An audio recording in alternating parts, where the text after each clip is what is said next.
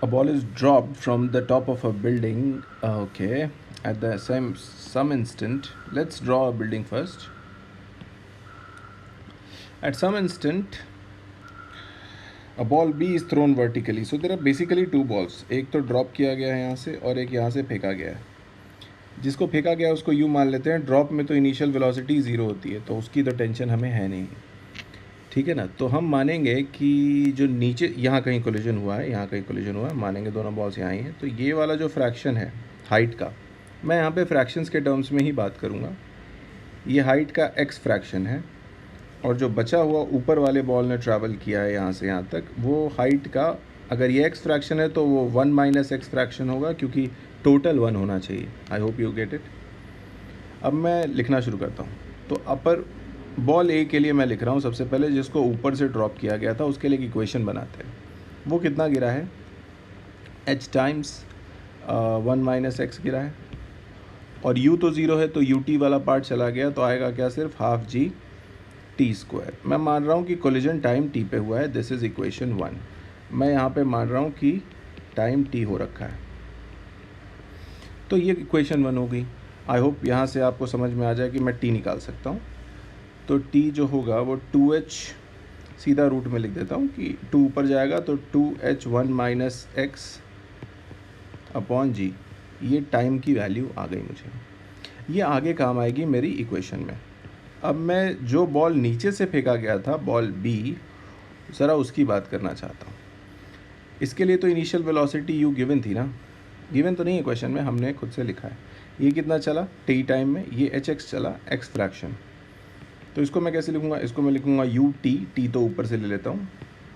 U T minus half G T square. और T square करोगे तो आपको क्या मिलेगा? आपको मिलेगा 2h 1 माइनस एक्स अपॉन जी. देखिए जी जी कट गया और 2 से 2 कट गए, तो आपको एक बड़ा सिंपल सा नंबर आया. जी भी कट गया, सॉरी, और 2 से 2 कट गया. एच 1 माइनस एक्स यही बचा ना सिर्फ आपको यहाँ पे. मतलब बेसिकली बच क्या रहा है इस इक्वेशन में? ये बच रहा है H X is equal to, अगर मैं देखूँ तो H X is equal to U times जो पूरा टर्म है 2h 1 minus X upon G, and on the right end after minus there is only h 1 minus X left. है ना, यही बच रहा है मेरे पास. और यहाँ से क्लियरली h को कॉमन लिया जा सकता है, या फिर u की वैल्यू यहाँ से आप निकाल सकते हो. तो आप u की वैल्यू जब निकालना चाहोगे तो ये टर्म इधर आएगा, और फिर से एच एक्स और एच एक्स कट जाएंगे, है ना. सिर्फ एक h बचेगा. तो जो u की वैल्यू बेसिकली आएगी वो मुझे ये आएगी, अगर उसको राइट हैंड साइड में भेज दिया जाए, सॉरी लेफ्ट हैंड साइड में, तो वो आएगी सिर्फ जी एच, क्योंकि ये टर्म ऊपर जाके रिवर्सल हो जाएगा, ट्वाइस ऑफ 1 माइनस एक्स. अब मुझे इनिशियल स्पीड भी मिल गई है. अब उन्होंने बोला है कि during the time of collision at this point, एक बॉल की स्पीड दूसरे का डबल है, ऐसा बोला है उन्होंने, है ना. गिवन है कि V A is equal to 2VB, और अगर वी ए 2VB है तो क्या इसका स्क्वायर करें तो ये 4VB स्क्वायर होगा. यस. और इसके बाद हम थोड़ा फिगर आउट कर सकते हैं, क्योंकि अब मुझे बाकी टर्म्स पता है. अब वी ए जब आप निकालेंगे, बॉल ए तो ऊपर से गिर रहा था, तो वी ए स्क्वायर क्या होगा? यू वी स्क्वायर होता है यू स्क्वायर प्लस 2AS, यानी कि 2A के नाम पे जी, और कितना चला था वो? h times 1 minus. तो वी ए स्क्वायर तो यही आएगा, ये टर्म तो ये आएगा.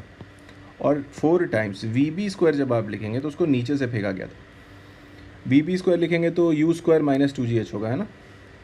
यू स्क्वायर के लिए मुझे आएगा GH अपॉन, क्योंकि यू देखिए यहाँ मैंने निकाल रखा है, तो इसका स्क्वायर करेंगे तो क्या ही आएगा? रूट बस हट जाएगा, और ये माइनस 2G, और हाइट कितनी चली है? वो HX चली है. मेरे पास एक प्रिसाइज इक्वेशन अब आ रही है. अब आप ये इक्वेशन को आराम से एक्सपैंड कर सकते हैं और कट कर सकते हैं. जो मुझे यहाँ पे मिलेगा फाइनली, वो इस तरफ सिर्फ 1 माइनस एक्स बचेगा, क्योंकि 2GH वाला पार्ट कट जाएगा लेफ्ट हैंड साइड से, और राइट हैंड साइड में all I am going to get is 1 upon 1 minus X, ये माइनस है, and then a minus 4x. Rest of the terms of g and h are going to be cut as they are common in all of them. ठीक है, अब ये आ गया तो I am just sending this to the other side, so this will just be 1। पहले इसका LCM ले लीजिए आप, तो पहले एलसीएम ले लेते हैं। तो जब आप एलसीएम ले लोगे और उसके बाद राइट हैंड साइड में भेजोगे तो ये आपको आ जाएगा 1 माइनस एक्स का होल स्क्वायर, और एलसीएम लेने के लिए राइट हैंड के बाद राइट हैंड साइड में होगा 1 minus 4x plus 4x square,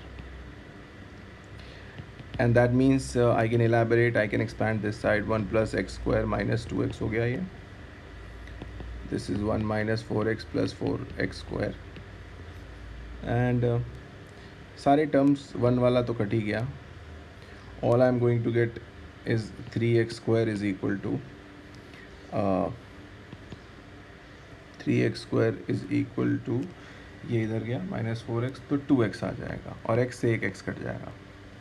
therefore finally x is equal to 2/3। जो फ्रैक्शन की बात हम कर रहे थे, जिस फ्रैक्शन पे जाके कोलिजन हुआ वो फ्रैक्शन मुझे मिल गया, एंड दैट इज़ 2/3। इन्होंने आंसर में भी फ्रैक्शन ही मांगा है, so the correct answer to this question is going to be the option number B, which is 2/3।